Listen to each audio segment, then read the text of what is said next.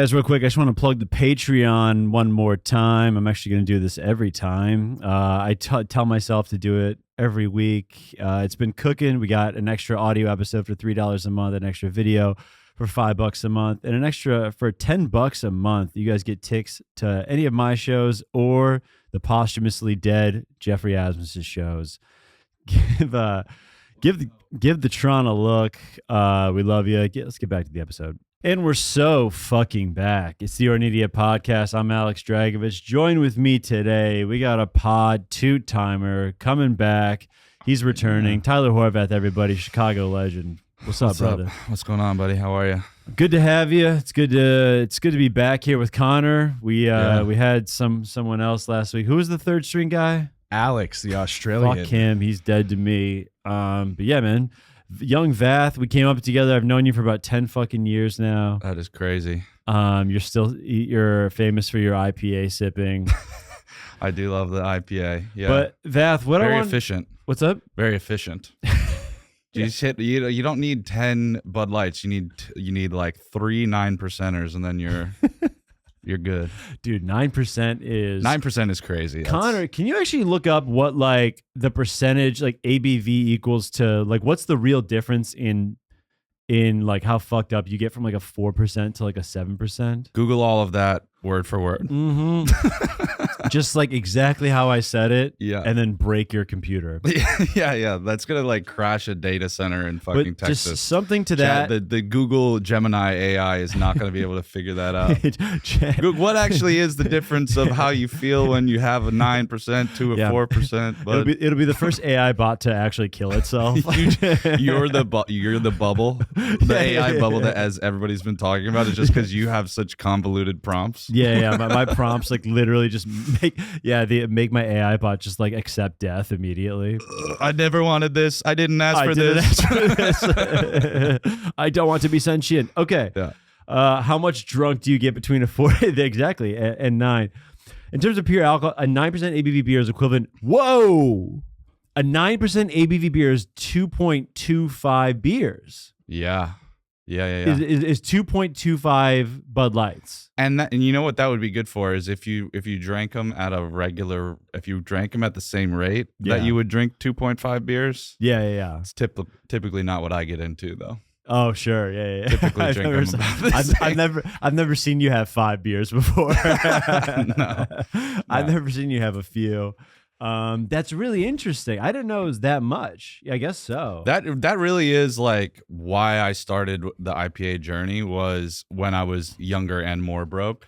Totally. I wasn't going to say young and broke because that is one of those things does still apply to me. Totally. But when I was younger and broker, you're going out to a bar, and once you graduate from the real shitty like college broke bars, where it's like, $20 all you can drink, the Durkins special. Sure, of course. Once you go past that and you're at like a regular bar and you're paying like, New York prices are even crazier, but even Chicago prices where it's like, $9 for, at some bars like a Bud Light, you go with the IPA, you get a lot more bang for your buck. Wow. And then you don't have to buy 5 Bud Lights. You know what I'm saying? Yeah, because it used to be a time where getting drunk was like, it really like there was no real consequences in terms of the. I know. You weren't really paying for it. Those times are gone. The payment is due every morning now. Every day, the payment is fucking. The payment comes due. It's when you're young, it's a really long-term loan.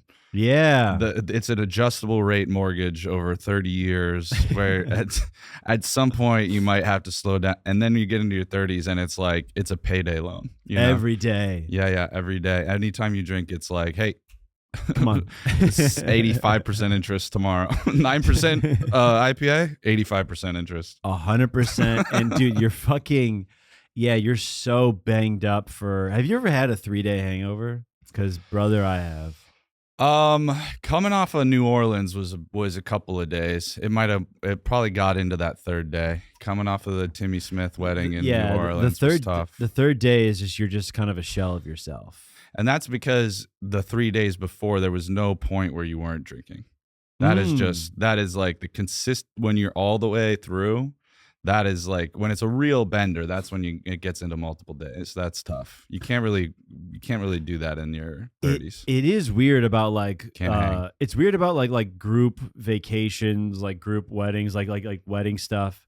It's weird how yeah, it's just weird how you and your friends are just like, well, we're gonna drink all day today because like we're friends. We're friends, and this is not where any of us live. So now, since none of us are even remotely accountable for our actions to anyone else outside of the group, let's, as a group, misbehave. It's strange to be like, I should drink a lot because I don't live here. Yeah. I should drink a lot because I'm just visiting. I think most people have that. And the problem with doing comedy is you're often in places that you don't live. So you do have to, whatever that impulse is, whatever that natural tendency of we should drink because I don't live here. Yeah. You have to override it at some point, or you're just gonna die on the road. Dude, you know? Yeah, the road is a different beast. You have to set boundaries. 100% setting boundaries. I am such a pussy now, dude. I started kind of a 2026 in for me. Have you done 2026 ins and outs? Did we do this last week? I wasn't here. I've just been talking. We had the third stringer. Ass. Yeah. A 2026 in for me is reading. Oh yeah, dude. Yeah. I started reading before bed. You just discovering this is hilarious. Snoozing. As like it. That's so funny. So what it does is I thought you were gonna be like, man, I'm learning so much. You're like, it's really helping my sleep. Oh yeah, brother. like what you thought of reading before, with that it was too boring to do while you were awake, is still true for you. Oh yeah. But you're like, I'm using it as some people do melatonin. Yeah, it is 100% like my NyQuil, dude.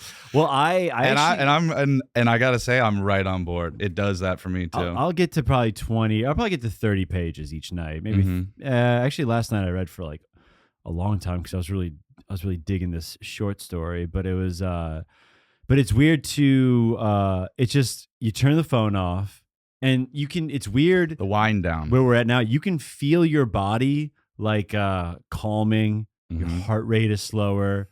Yeah. By page you get 8, some 9, of those 10, old school yawns where you're like old school yawns. The whole body yawn. Like when you're like on your phone, you might get like a you shake it off real quick. The phone is whole body yawn. The phone is a cigarette. You're just always like, oh fuck yeah, dude. All day.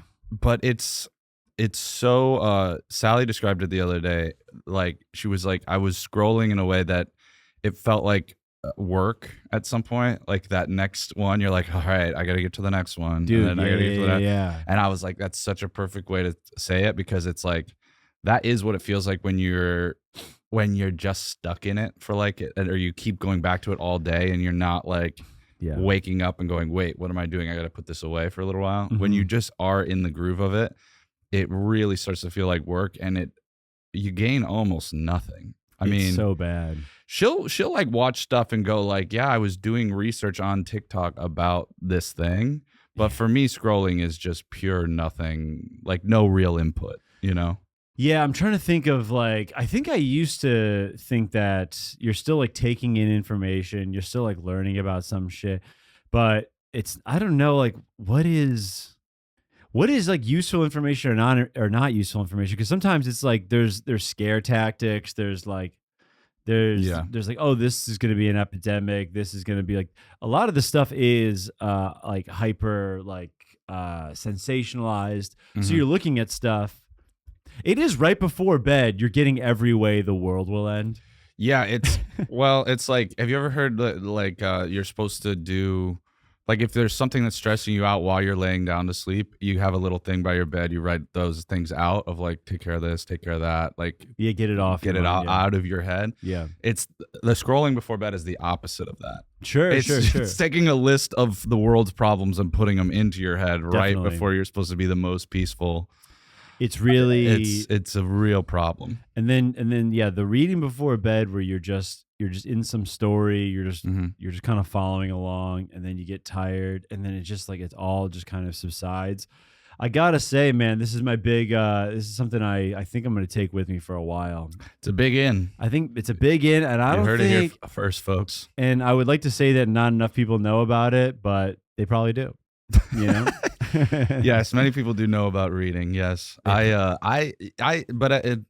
it really has. It really does take conscious attention to like be like, I am going to read. I like you have to everything now because you can fill. Yes, you can so easily fill any idle moment. Sure. That anything that used to be, even just like people used to read as distraction.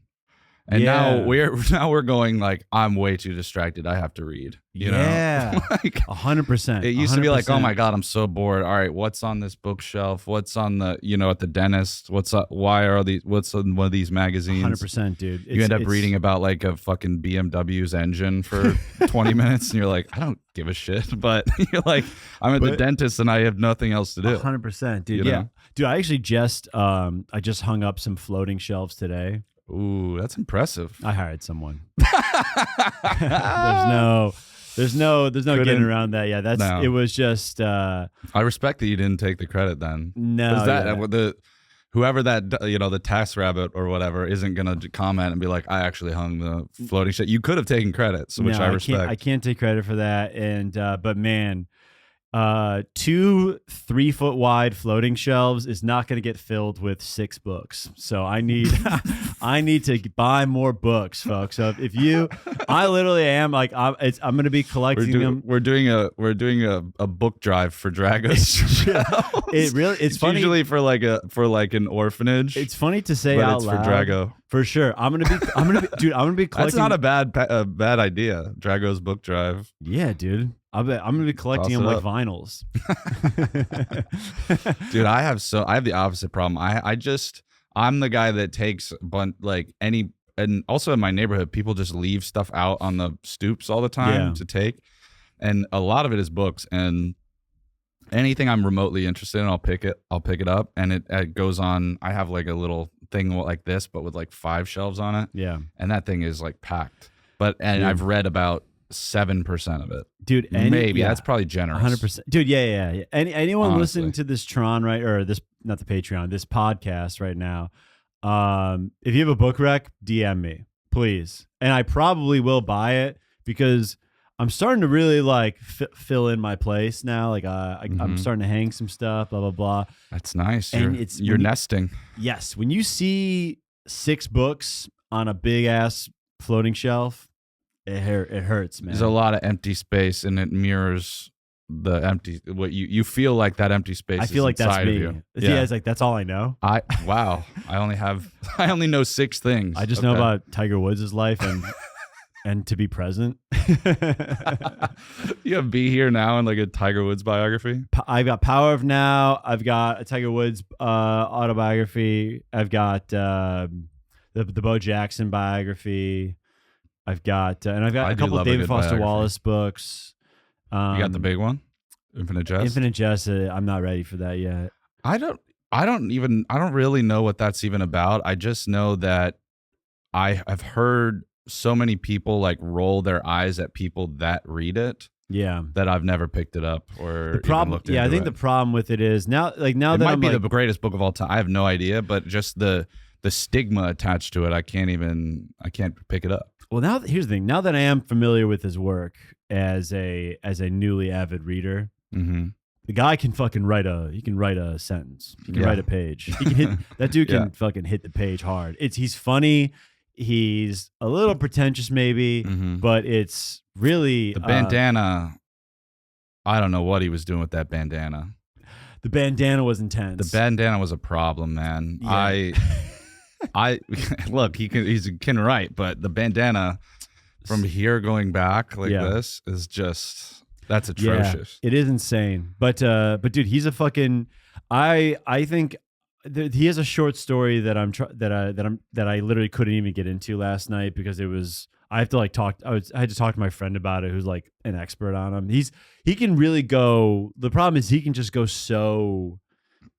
Like into outer space that you're like, I don't even know what the fuck I'm reading right now. I've heard him talk more than I've read of his. I've probably read a couple short stories back in the day, but like I've heard him talk a lot, like a decent amount, and even in that context, he's very particular, Totally, very nuanced, and you really have to pay attention. You can't half-ass it. He's it's a slog either way, whether he's talking or writing. But guys, again, let me know. Shoot the Rex. Connor, real quick, give me a book rec. Boys in the Boat.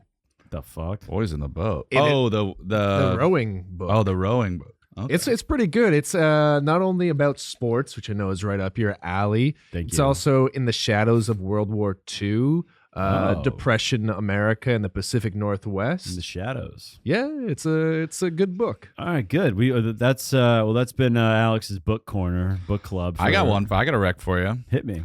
Anything by George Saunders, who's amazing. He has short story collections, which are really great. And then he has this book called Lincoln in the Bardo, which I just read, which was like one of the most, I didn't know what was happening for like the first 20 pages. And then it kind of, oh, wait, this is what this is. Yeah. And it's like, it's about Lincoln's son dying, which really happened. And then he gets into this like limbo that he calls the Bardo, that then he's interacting with all these other ghosts there that are like from that era of American history. And they're all like refusing to go to the afterlife.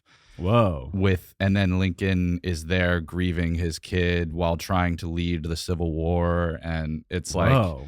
It's amazing, dude. Okay. It's an incredible book. Pretty... it has a lot of hype around it, but once I read a couple of his short stories, I was like, this guy's amazing. I'm going to read. I'll commit to the full novel. So there's my rec for you guys at home and for you. Man, this is the most academic that the pod has maybe ever been, folks. We're really cruising. Yep. We started on alcoholism and then we got to books. Yes, which is not a bad life. It ain't bad. It's not a bad folks. pod. It's not a bad life. Let me switch gears for you. I got a couple questions for you. Yeah, because I'm a single guy, as you know. Connor knows. Our listeners know. Mm-hmm. Here's something I was thinking about. I thought about you while I was whacking off the other day because I knew you were going to come on the pod. You're essentially a married man. You've been in a relationship for a while, going steady.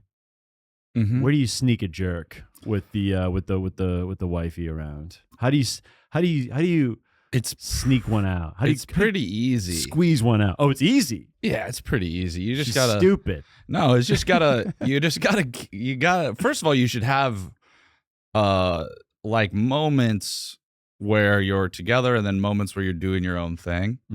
And then also just like, turn the shower on. Oh, the pre-shower, that's a good spot. Oh, so like the pre-shower, in shower, something around there. So you can do it in the see, I can't jerk in the shower. There's something about the water. I don't know what's up with the water, but the water. Yeah. I mean, you do this move with the head of the shower. You go like this. So it's only going straight down and it's not. Whoa. Yeah. Yeah. Oh, I think never thought of this. Tallest guy, the head at the shower at the shower spout level, couldn't think that it's movable. So you're okay. I just want to clarify about the shower jerk. You're getting in. You're avoiding the fall, like the head of the shower head fully. You get in the back. Faucets over, or shower head's over here. You get in the other side always, right? Do you do that? So you're still dry. Still dry. Stay dry. Always stay dry. Stay dry, folks. And because you're right, the water is a problem. Yeah. It's the same problem with shower sex itself, because counterintuitively that the water fucks with the moisture situation. Yes. Okay, so then you both become like it's like rubbing against a dry beach ball. You know what I mean? Yeah, dude. It is brutal. Exactly like but that. That's true. That is shower problem. sex. It's a beach ball hump that no one wants. But dude, so that's actually a good one. So what people don't really understand, at least what us non-relationship guys don't understand, but I guess I and also you got a lot of time on the road. I'm on the road, so you got a lot of free hotel time, and that's not even sneaking a jerk. That's not sneaking. But I didn't realize that if you're doing a shower jerk, most guys are doing it dry. Doing body dry, yes. Yeah. But I never do a dry jerk. No, like hand dry jerk. Oh, you bringing a little lotion with you? Something. Some sort of thing. Whoa. Yeah. I didn't Yeah, know yeah. that. I dry jerk. Yeah, that is wild to me. Connor, why don't you break the ice for us? What do you got? I'm going dry. There we go. I knew it. That's my man right there. I'm That's a my man boy. of taste. Yeah, you are pretty. You're I'm kind of a man renaissance of taste and intellect. You're kind of all class. You're first class or no class. Right. Exactly. So, boots and a Thrasher hoodie. That's me. The man, okay. So the dry jerk, that's good. Yeah. Very good. It's just something I was always wondering about, because at some point, people need. Because actually, we had Chris Barnes on here last week, and he's about to move in with his girlfriend. Right. We were speculating on like what is the if someone were to move in. Well, think back to when you lived with your family and stuff. When were you sneaking it then? Well, I was just in my room. In the year. Oh, well, okay. But this is the chronicle of a dry jerker. Huh. But yeah, I was never a dry jerker. Oh, so you needed the bathroom to jerk? Needed a little, yeah. You can't jerk off in the bedroom? No. It's That's where my wife sleeps. Yeah. where my children come to play with their toys. No, I don't know. I'm never. Well, okay, people are always weirded out by this, but I don't know. I can't do it. I don't think it's a big deal. I think what's interesting to me is that if you were to give 3 pointers to a guy like Chris Barnes who's about to move in with his girlfriend, what are 3 pointers that he should know? Three things that every man should know before moving in with their girlfriend. Well, really, really help these fellas out. Be proactive in every possible way that you can be. Like the house needs to be about 5,000% cleaner than you think it does. Sure. So just getting ahead of that. Oh. You want to be ahead of that rather than behind. If you're behind it going, well, come on. What's wrong with a little bit of my clothes are on the floor? Don't fight that. Don't die on that hill.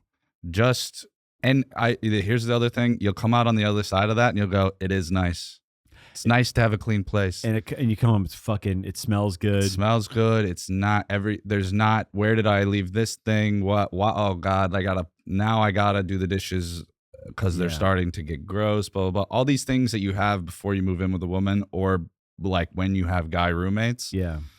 All these things are good for you. So just let it change you a little bit. Sure. In those ways, and then nothing is clean enough. Nothing is clean enough. So get ahead of that. That's a good point.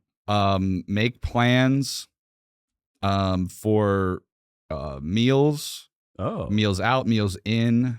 Be the one. Don't be the what do you want? What do you want?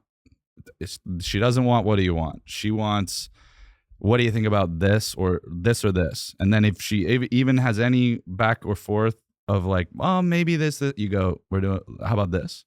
Yeah. And this is probably personal preference, but this is like it's like any decision that you can take off her plate and like kind of preempt and be like, I figured it out and this is what's going on.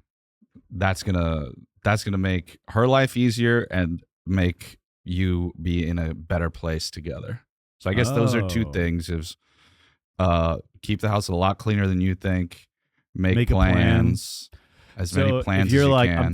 So you got to say, I'm thinking, let's go to this place for dinner Wednesday. Mm-hmm. Yeah, I would say yes. That's great. You can even give a couple of options, but have one that you're leaning towards. Or be like, all right, I made 2 reservations. What do we think? You want Italian? You want sushi? You know what I mean? Be proactive in these things. Mm-hmm. And that's that's like 20 minutes of legwork. Yeah. And it's gonna be so much.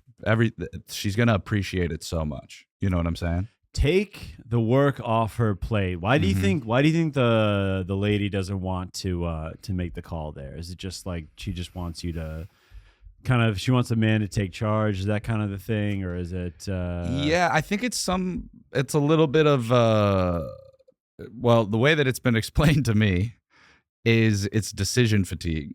Like, she has been at work making decisions all day. Any decision that you can take off her plate, she's going to be appreciative of it. Decision fatigue. Decision fatigue. So this is a note. This is like kind of, you're really putting our listeners on some game. yeah, this is good. And I mean, this is good. This is good for any relationship. I don't think this is even just, it's something nice that you can do for the person that you're with. I don't think it's just like guy, man, woman, blah, blah, blah. I think any relationship. And I think, I like it when she does this kind of thing for me, but it's not a requirement, on my side. Whereas on the other side, sometimes it's like, it buys more points, I feel. You know what I'm saying? Definitely. Yeah. Okay. So I guess those are two, but those are two big ones. Those are two massive ones. I think our listeners absolutely appreciate that. It just seems like there's a dude. I've been doing more dinners on like even first dates lately. Really? Want to know why? Because I do. Tell me why. Because sometimes if you're on a dinner of a place that you picked, mm-hmm. at least you can go. At least you can look at the food and go, well, this is good. At least, Oh yeah. At least this chicken is fucking good. I don't know who's across from me right now, but this shit hits. Yeah, it's hard to be talking about like the most basic things over and over and over again. But at least this salmon is charbroiled or whatever. Yeah. It's good to be like, it's good to have like, getting to know when someone's talking about like, like what school they went to, how many siblings they have. Mm-hmm. It's better to be just having a fucking I don't know. It's just like like I had even if it could even be something cheaper, but over the weekend me and this gal, we went to this place in Gramercy, and it was just a fucking fire meal, dude. Really? What was it? It's called ABC Kitchen. ABC Kitchen. Okay. Dude, it was fucking banging. And it was just like, but she was actually really cool. So it was a good They're night not overall. mutually exclusive, but it's like you're setting a standard of what the night will be, at least a great meal, and then maybe a connection. And also, and also that's I don't nice. even really, dude, I don't even really like drinking during the week that much anymore. So that's why I'm. So whatever, it's a little pricier, but and then I think like 3 weeks ago, and a coffee shop at night is a little intimate. Like that would be the other like potential date setting, right? A coffee shop at night. I guess. What are you gonna split a scone? Right, exactly. What are you gonna do? You're gonna have a tea? What is some herbal tea or something? I mean, yeah. So I think a dinner that does make sense. I mean, I've been out of the game for a long time, but. Yeah, when was the dude? When was the last time I actually did a road gig with someone? She was having Anna Bianco, very funny comic. She was having she had a full on iced coffee at like 6 p.m.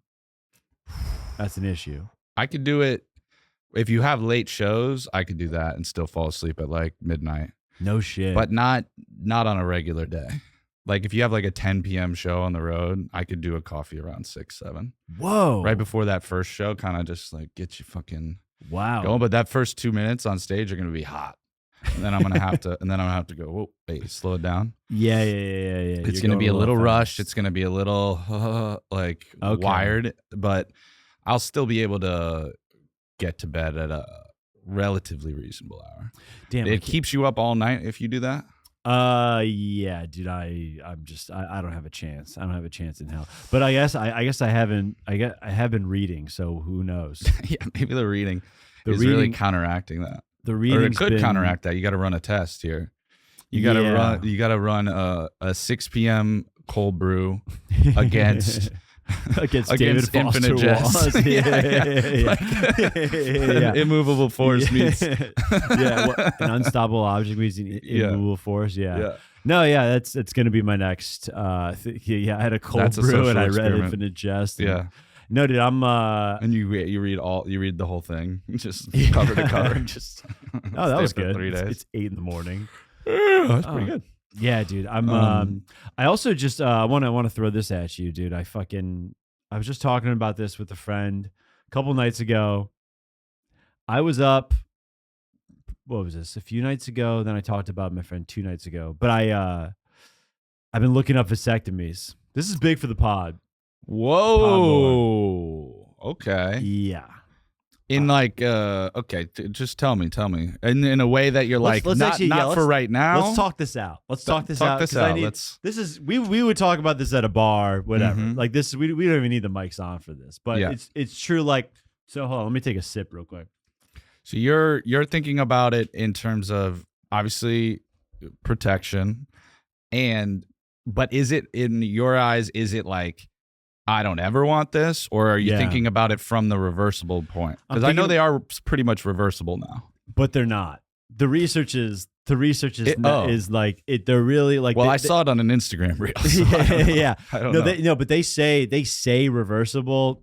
It's actually a lot harder than. Right. It's really it's not that easy to reverse. Right. Well, it's So, like unfortunately for a couple of our friends who have. it's like one of those reversible jackets, but one side is disgust like so ugly, like it's like a neon orange. It's like beige. Yeah. You're like, oh no, But it's not good. It's I'm thinking about the next 15, 20 years of my life, like what I want my career to look like, whatever. And I'm just like, and on top of it, so there's no kids there, and then on top of it, There's no kids there. there's no kids in that. There's no kids in my crystal ball that I've in looked my forward like to. every time I envision like a dream life, there's never 2 kids running around. You know what I'm saying? Really? So, that's interesting. Yeah, I have a very different. No, and I'm not. I don't think there's a wrong answer. No, there isn't. Wrong, there's no wrong dreams on the pod, folks. No, of course not. I just it's always interesting when I talk to someone like this, because for me it's just such a fundamental like definite like experience. Like it's such a it's not like, oh, like skydiving or something. It's not like one of these things that you're like, oh, well, I did that before I died. To me, it seems like such an essential part of life. Sure. That to miss out on that whole spectrum of experience, because it's not one thing. It's not like you just have the kids and then you go like, yeah, I had kids and it wasn't for me. Sure. So, sure. you know, it's it does fundamentally change your life. And I think that is, I mean, it is terrifying. Don't get me wrong. Yeah. But yeah, I'm always interested. So it seems like your vision of your life just doesn't have that's the that thing in too. it. Like I see myself at 65, like on a park bench, chilling. Still trying to get through Infinite Jest. Still trying to get through those footnotes. I'm on page 212. 12 pages a year yeah. for the next 62. Yeah, dude, it's really strange. Like it's really, because I also see myself being like a New Yorker for a long time. Hopefully, No, that is, you know, that does make it harder. I don't think I'm gonna be forever. But I do not think it is, bro. Is the way and again, it may just be this like this part of my life, but it's like at this point in my life. But dude, the way I react to casual sex, or even someone that like I like and we've gone out a few times, it's bananas. Like it's bad in the way where I'm like a girl will be like, and this is probably We'll get to the bottom of it. fucked up of me in a way, but like a girl will be like, you're fine, I'm on birth control, and I'll be like, what time do you take it? Like I'm like it's like I'm like that. What time? Because Do you like, have an alarm? Yeah. I'm like it's every day, right? Like I'm like quizzing these women on their like on how they on how they take their fucking birth control and how they protect themselves that way. It's like, which is like, that's not fair, you know? No, I mean it's a crazy way to act. But is that the only thing? Because it sounds like you're drawing a conclusion from that of like, oh, I must not want kids if I'm this way about this. But is this the only thing you're like that about, or are you particular about anything that is like could potentially really impact your life a lot? I mean, in terms of because we know each other well, but not that well. You know what I'm saying? Like, I don't know if that minutia of your. I'm trying to. I think like a good way of thinking about this, a good way to position this kind of conversation is like, will that anxiety go somewhere else? Right. I think that's probably like a big question of like, am I just like, is this a real thing, or am I just an anxious guy? And I think that's a fair question. Right. I think that is kind of what I was trying to ask. Yeah. And I think the answer to that is like this, like, reacting to in that way to me just feels, I guess I do in general, I do get pretty spooked pretty easily about, like I had a herpes false alarm once. That was just me. I was jerking it too hard. That was wrong. I think I told the story in the pod a couple years ago. The dry jerk. The dry jerk comes back to haunt you. The dry jerk. You need a wet jerk. The dry jerk put me in a state of panic for about 4 days. 4 days. I can't imagine. Got to be terrible. Okay. So anyway, like, but that's scary. I mean, we're it's like you're acting like, or the other side is like, oh, am I being crazy about this? No, I mean, these are things that you should think about, like, deeply, and like make a decision and then go from there. Not whatever, we'll see what happens. That other side of that is way crazier than being particular about what you want. You know what I'm saying? And there's and then there's also other angles to think about it, in the sense of, because we know people that are just like, as soon as someone is like, we don't need to use a condom, they're like, sick, great, and they're just right. And that is way crazier to me. Right. No, certainly. That level of just nonchalance and devil may care, I can't relate to that at all. Yeah. What you're saying, I can relate to. If a girl's just like, just like let it rip, like you don't even have to. What? Shoot up the club, brother. No, it's like, dude. No, that's not happening here. No. So my issue is like, the problem is like, I'm not enjoying sex as much because of this like this fixation that you have. This a fixation is probably a great way of putting it, because it may not, because the word fear is obviously, it maybe can be used differently, but it's it's just like it's a thing where I'm like, if I get the snip, then we're like, we don't have to, then that worry goes away, then my sex life can be a little bit more enjoyable. Right. You know what I'm saying? Yeah. I can't believe this is my podcast. Right? I've never had it like this. I definitely like see the logic. And if that is what you want, I mean, if I would think about it outside of that context and outside, and I mean, it sounds like you have, when you're like looking 20 years forward in your life and you don't see kids there, you don't want that. Sure. I mean, when you see people have kids, are you like, wow, that seems great? No, do you have nephews? I see myself nieces? being 51 and being like, I think I'm going to take up karate for a bit, and like in my like rent stabilized place in Ridgewood or whatever. Maybe I'm still living there. Maybe whatever. I think you're going to be more successful than that. But, I appreciate that, man. But like, I'm in some fucking. You have to have goals that aren't sex based. By the way, you need to have financial goals, not just, I think I could enjoy pussy a little more. Wait, I thought the goal was karate here. Wait, what's up, guys? I thought the goal was karate. You're like, I just want to be free to do karate. I want to be free to do karate, and I want and you want to shoot up the club. And I really no, and I actually I kind of love pulling out. Honestly, I think it's just a great. Now that I have this skill, I just don't want to waste it. But it's like, but in general, but it's it is. I do think they teach that in karate. It's like it's one of the belts. The mental. It's one of the belts you get is. The pull-out belt. It's a pull-out game, and they go like this. They go, "You're a purple belt," and they present it to you. They go the pull-out belt. But yeah, it's just one of those things where it's like, here's it. 30s are that it's that time where you're just like, you do need to you need to start thinking about these things. We just go, if an accident does happen, there's a lot of people. But you're a lot less careless than you used to be, surely. Yes, certainly. Like totally. a lot less risk is actually happening. I'm dating way more intentionally. I'm so much pickier. Like so much pickier. No offense to whoever hooked up with me 10 years ago or whatever, but it's like sounds like it is offense to them. Sounds like you're being kind of a dick about it. But yeah, it's really just like, I'm so much more just like, I'm trying to be, I'm really, and,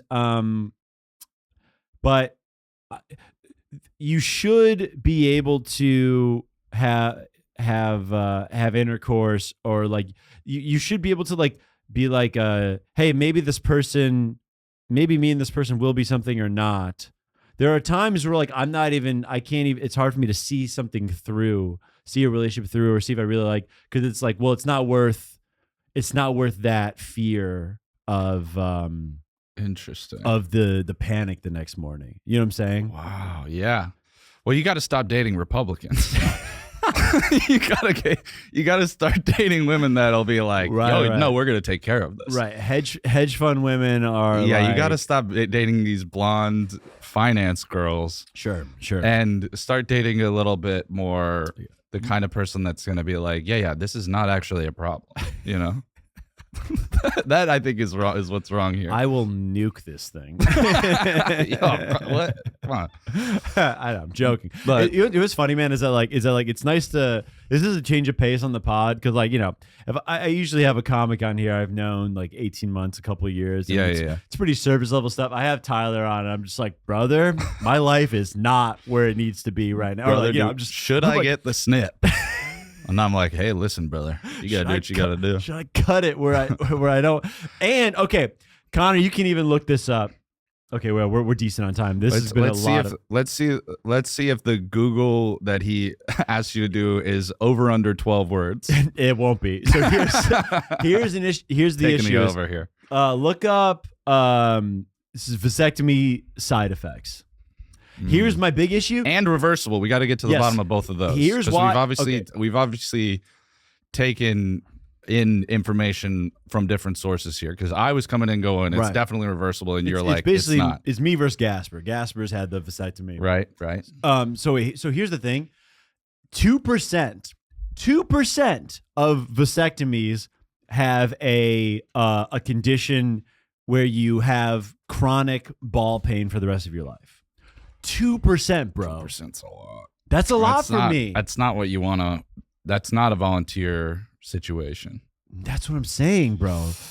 That's ooh, bruising, swelling, a yellow lump. They can fix the lump. They can fix the infection. Yeah, we'll see. Long-term side effects go down there. Long-term side effects. Cardiovascular disease. That actually hasn't been proven. You're gonna have to check GPT this. The long-term safety is threatened by those other things. So that's like, if you get those other things, then it complicates the long-term safety of doing it. Unfortunately, I went down a ChatGPT formation of rabbit hole. anti-sperm antibodies. Whoa! What the hell? Wait, Connor, can you look up the ASABs? How reversible it is? Yeah. But this, yes, it says vasectomies are reversible through a surgical procedure. But my Chat GPT said, hey, do you know what I think? I think Google and Chat GPT are like Fox and CNN. Yeah. Like they're like Google is like, okay, well, if Chat GPT saying this, like, then we gotta fucking. Yeah, God, it all makes me so. But there's some nuances to it here. The success of the reversal depends on factors like the surgeon's experience, type of reversal procedure. You could probably find a good surgeon though.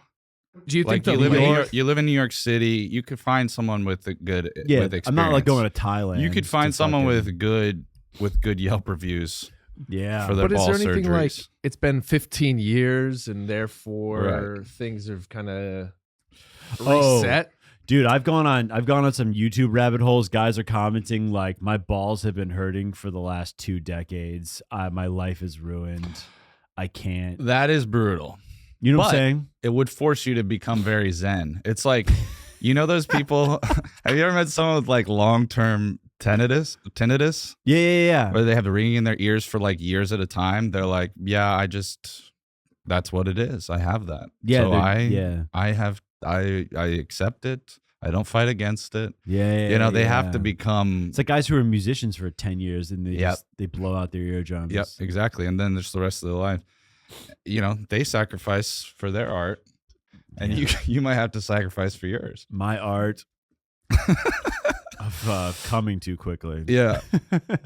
Well, let me tell you. Let me ask you this. Talk to me. Not tell you. Let me ask you this, please. So, have you in the last like 10 years, have you changed a lot? Like, because from where I was 10 years ago, I've changed so much. And what I thought was possible, what I wanted, what I saw my life path or what could happen in my life is completely different. Right. Sorry. No, I am asking you. I met someone that I fell in love with someone in Chicago. I think you've met her a couple times. Even to where I was like, we only dated for a year, but close to the year mark, I was like, this is real. I can really see myself with this person for a long time. Yeah. If we get married, I 100% don't want kids. Like, wow, with her, I was obsessed with this girl. Feels like the real deal then. I was in love with her. And I was like, having kids with this woman would piss me off.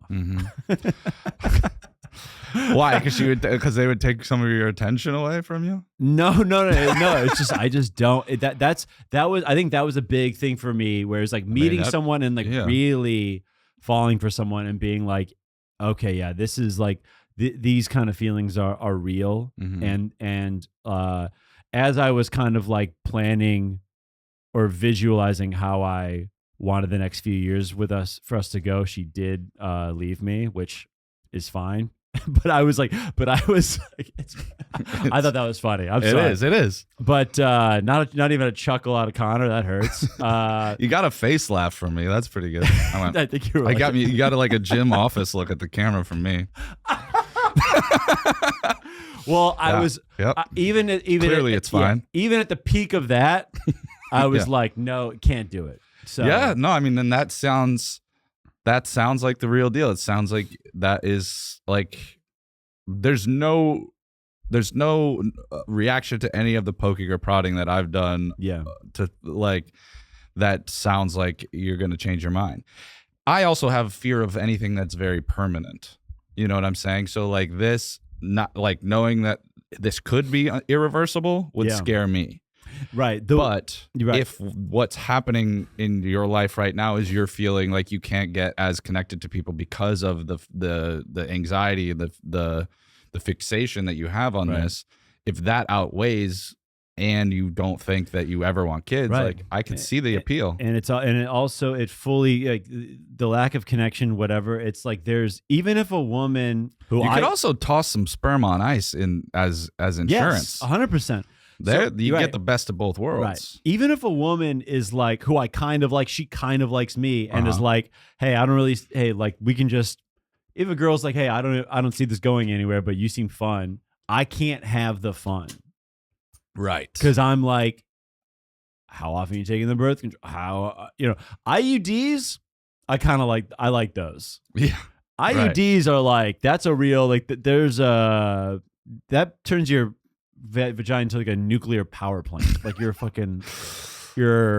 just Google it. Like vagina equal nuclear power plant, IUD. Like sperm just has no shot down there. Usually. No, yeah. So, like 99. It's Chernobyl. It's Chernobyl. It's Chernobyl in there. It's Chernobyl in the pussy. Oh man, this is what women are worried that we're doing on podcasts. No. I think this is a little bit more heartfelt. Yeah, no, it is. We're trying to. This is like a big decision. I mean, the fact that you're. I mean, it sounds like seriously considering it. I mean, you should like. I think I need to talk to a urologist, and also that, man, I could just see myself on that, because it's also like it's a 20-minute thing. You're in and out. I can see myself on that operating table being like, if this fucks up, dude, the anxiety the next 5 days, week, yeah, and then if the pain goes to day 9, day 10, I'm spinning. I'd be spinning. Yeah, so the anxiety portion does need to be examined though. Because the anxiety on the side of the right now, and then you're also anticipating anxiety on the other side. Right. They both exist. One. Yeah. You know what I'm saying? I know 100%. And I think you are working on that. I feel like I can feel it off of you that you have been working on it. Power of Now has been great, dude. Power of Now has been great. Yeah. The past gives us an identity. The future promises salvation. Both are illusions. Fucking All right. put it on my tombstone, folks. Dude, I can't believe I just heard that and there's still balls on the screen. I can't believe I just heard that wisdom, and then there's the vasectomy imagery is still on the screen. I can't believe that is all in the same I know, dude. 5 minutes. Well, we got to turn and burn into the Patreon, folks. You guys know What could we possibly talk about on the Patreon that was off limits here? I've got some notes, man. I got some shit that I want to get to still. I appreciate you letting me vent like that. Happy to. Thanks for being a sounding board there. Vath, where can people find you? Where do you want people to come see you? Oh, yeah. I got a list of plugs here. At Tyler J. Horvath on all social media, Instagram, TikTok, YouTube, all that. I've got a bunch of headlining dates coming up. I've got London, February 20th, Baltimore at the Port on February 26th, Morris Plains, New Jersey Comedy Dojo, March 6th. Toronto, Backroom, April 3rd through 4th. Columbus, The Attic, April 17th. And Philly, next in line, May 8th. Come and see me, folks. There we go, folks. The young man, Tyler Horvath. Go see him. He's absolutely hilarious. Killer comic. Thank We're about to you very roll into much, the buddy. Patreon. I don't know how much ball stuff is going to be on there, but if you liked it, come on over, folks. You've been here for listening. Good night and good luck.